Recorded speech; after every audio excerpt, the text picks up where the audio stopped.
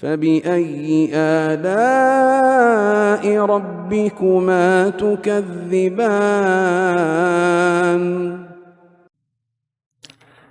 Baik, mengambil sebab. Apa hukumnya mengambil sebab itu? Apakah mengurangi tawakal atau tidak? Iya, mengambil sebab itu dari akal sehat. Memang sudah dijadikan fitrah manusia. Kehidupan seperti itu, semuanya berjalan di atas sebabnya. Iya, tarjun najata walam tasluk masalikaha innas safinata la tajri 'alal yabasi.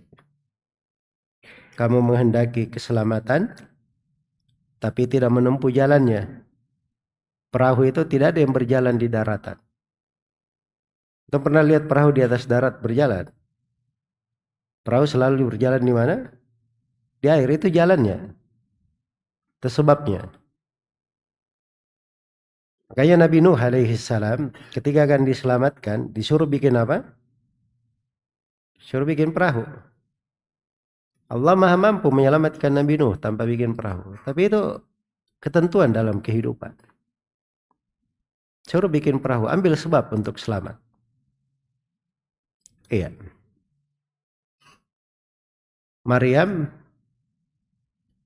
ketika berada di bawah pohon korma untuk melahirkan, disuruh menggerakkan ranting dari korma itu supaya berjatuhan buah-buah segar rutab.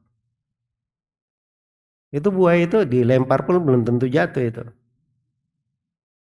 Tapi disuruh menggerakkan, itu sebab ya.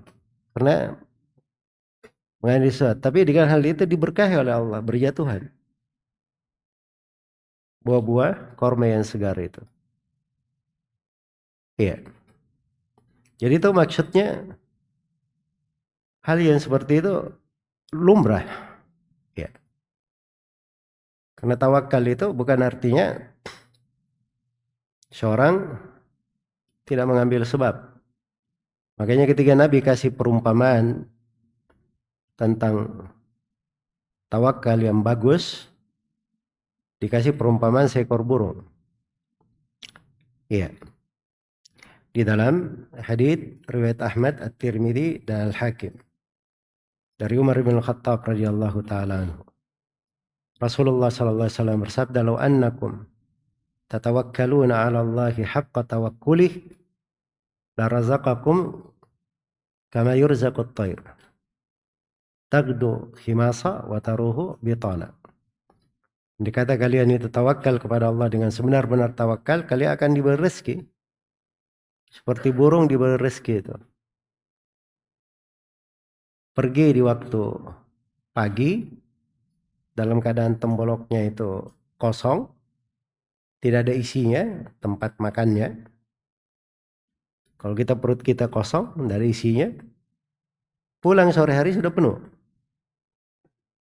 sudah ada isinya. Itu luar biasa ya burung itu ya, tawakalnya itu. Karena burung itu antum lihat ya, dia tidak ada gudang makanannya, tidak ada, dia cuma sarang saja. Burung itu enggak membawa makanan di tempat di sarangnya, kecuali kalau dia ada anak, dia beri makan, nah itu baru dia bawa makanan. Tapi makanan dia simpan tidak. Iya. Apalagi rekening di bank, tidak ada burung itu. Punya rekening di bank. Tapi bersamaan dengan itu hidup terus.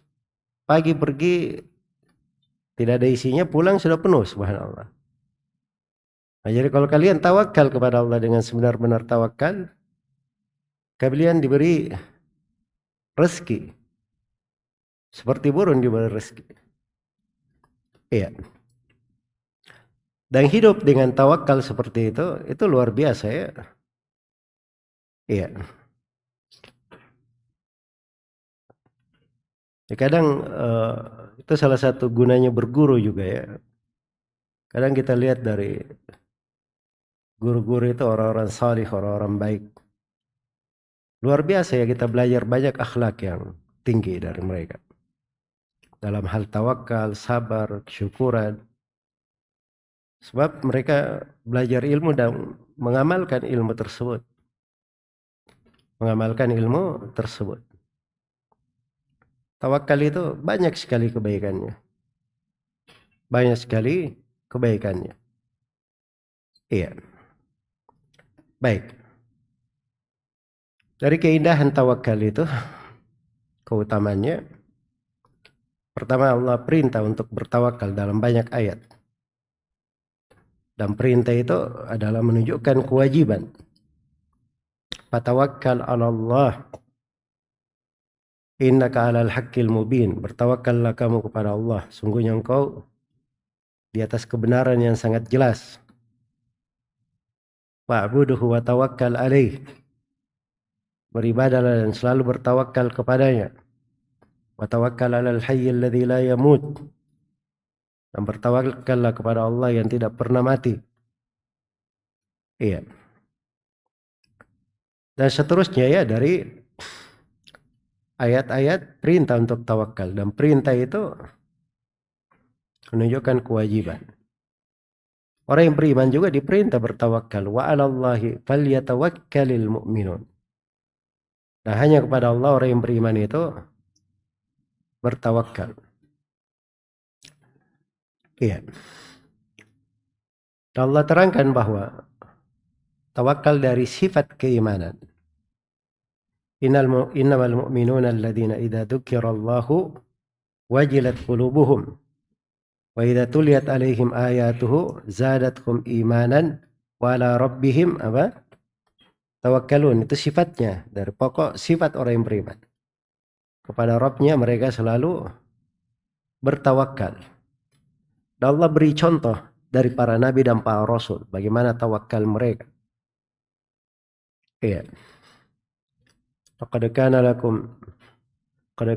lakum uswatun hasanah fi Ibrahim wal ladzina ma'ah. Jadi ada suri teladan pada Nabi Ibrahim. Sebagaimana pada nabi kita juga ada suri teladan yang sama. Qad kana lakum fi Rasulillahi uswatun hasanah. Pada dua nabi ini itu lambang tawakal. Iya. Nabi Ibrahim ketika beliau akan dilemparkan ke dalam api, beliau hanya berkata hasbunallah wa ni'mal wakil. Dialah Allah yang mencukupi kami dan sebaik-baik tempat untuk bertawakal. Dan itu pula yang diucapkan oleh Nabi Muhammad SAW dan para sahabatnya. Iya. Itu di surah Al-Imran ya, setelah perang Uhud. Umat Islam sudah memperoleh kekalahan. Tapi akhirnya kaum musyrikin berhasil dipukul mundur ya. Tapi Abu Sufyan waktu itu mikirin orang sudah kacau balau. Kalau kita pulang ke Mekah rugi kita. Sekalian aja kita beresin mereka. Begitu pikiran Abu Sufyan. Maka ketemulah satu rombongan mau menuju ke Madinah. Abu Sufyan titip pesan bahwa kami akan datang meratakan kalian.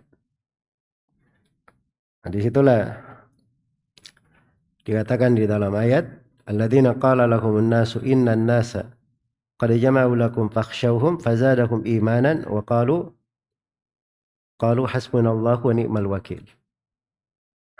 Nabi Muhammad dan para sahabatnya itu adalah manusia yang orang-orang sini yang dapat titipan nih dari kaum musyrikin. Berkata bahwa kaum musyrikin sudah bersatu padu akan membinasakan kalian. Mereka hanya berkata hasbunallahu wa ni'mal wakil. Dan hasilnya luar biasa. Fanqalabu bi ni'matin minallahi wa fadl. Mereka kembali dengan keutamaan dari Allah, nikmat dari Allah dan keutamaan. Buat tawakal itu selalu indah. Buat tawakal selalu indah.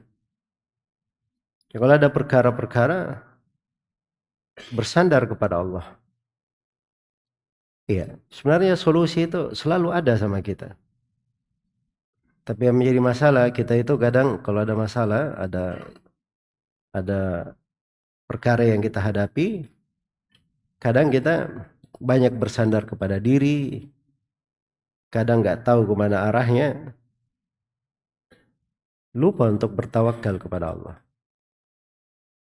Maka tawakal ini dari kebaikan yang sangat besar, sifatnya para nabi dan para rasul. Ya,